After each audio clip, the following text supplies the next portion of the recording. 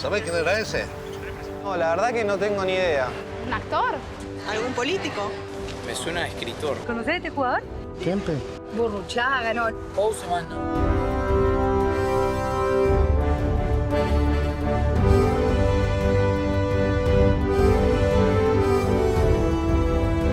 Para Luque, peligro de gol, tira Luque, gol, gol, gol, gol, gol, gol, gol, gol.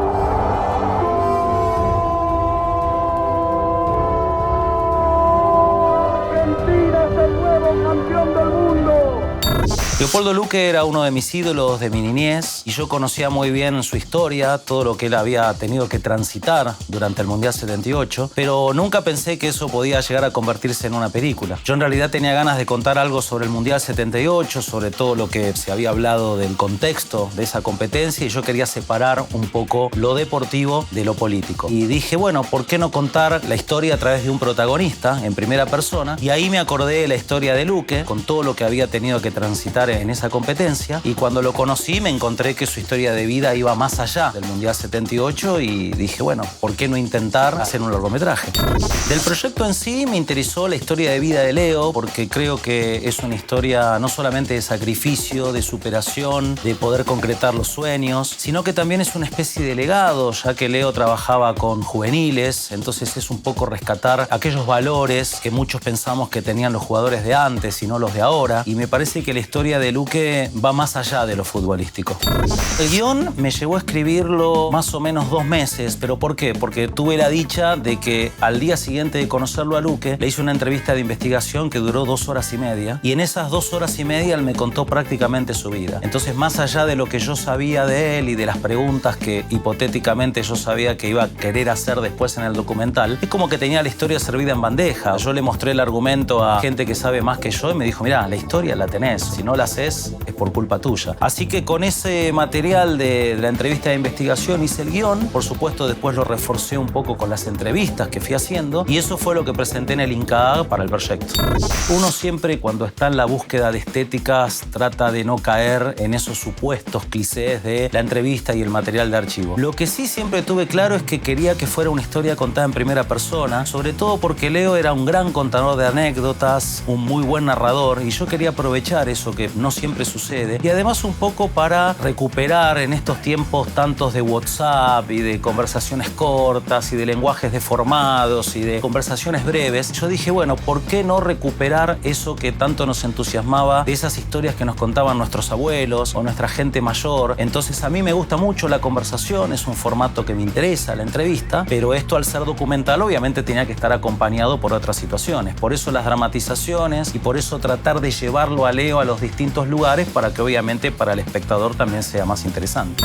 El documental tiene una estructura netamente clásica. A mí me encanta decirlo porque yo soy un amante del cine clásico, por más que obviamente me gustan todos los grandes directores y las grandes películas. Entonces, justamente en este relato en primera persona, yo quise respetar el orden cronológico. Por más que hay un disparador que es quién es Luque, porque la película empieza con unas encuestas que son reales acerca de quién es Luque, mostrándole una foto a la gente, pero después arranca, como dije antes, en una estructura clásica. O sea, Leo cuenta desde sus inicios, con todos sus puntos de giro, con todos sus obstáculos, con todas sus peripecias. Por eso es una historia que tenía servida en bandeja. ¿Y para qué deformar algo que justamente está muy bien hecho y muy bien contado de entrada? Yo lo único que tuve que hacer, como le decía a Luque, es tomar tu vida prestada para intentar hacer una película. Si bien yo a Luque lo había visto en varias entrevistas ya de adulto, me gustaba mucho su perfil bajo, su sencillez, esa imagen de antihéroe. Siempre me había quedado grabado esa imagen de Luque tipo Rocky, con el ojo morado, con la camiseta ensangrentada, con el codo quebrado. Dije, bueno, es alguien que nunca hizo alarde de eso. O sea, es un campeón del mundo. Y Luque era alguien que caminaba por la calle como una persona más. Al haberlo conocido, gratamente me encontré con que ese personaje real, ese hombre común que yo me imaginaba, era tal cual. Por eso la mayor satisfacción que tengo cuando alguien ve la película es que me diga qué buen tipo parece que era, ¿no? Porque esta película intenta ser algo más que el evento deportivo.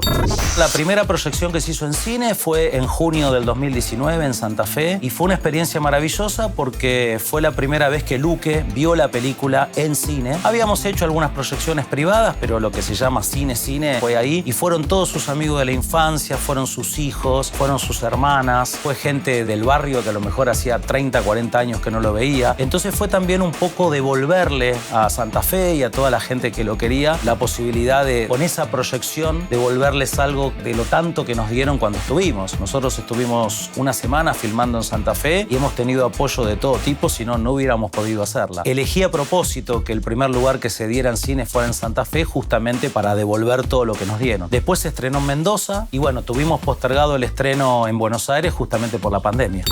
A mí todo el tema de las plataformas me parece bárbaro en el sentido de que, bueno, yo soy de una generación que o tenías que ir al cine o esperar 3 meses a que salga en video. Por supuesto que por un lado es fantástico. Por el otro, aquellos que consideramos ir al cine casi una experiencia religiosa, es algo que me gustaría que funcione como en paralelo, no por el hecho de que, bueno, después la veo en la plataforma tal, no voy al cine. Estaría buenísimo que aquellos que nos gusta el cine podamos ver las películas en el cine y aquellos que simplemente prefieran verla en plataformas la vean de esa manera. Yo tengo un poco de miedo que el hecho de que muchas películas vayan directamente a la plataforma signifique que se filme con menos calidad. Bueno, total va a la plataforma. Entonces todos esos cuidados de sonido y de imagen que hoy sabemos que tienen que estar porque se ve en pantalla grande, después uno diga, bueno, ¿quién se va a dar cuenta de esa situación? Entonces, si se puede seguir trabajando para cine independientemente a que después en las plataformas se vean todo el mundo, bienvenido sea, porque obviamente la va a ver más gente que en la sala. Ahora, la experiencia de verla en el cine es algo que no lo va a superar nunca nadie.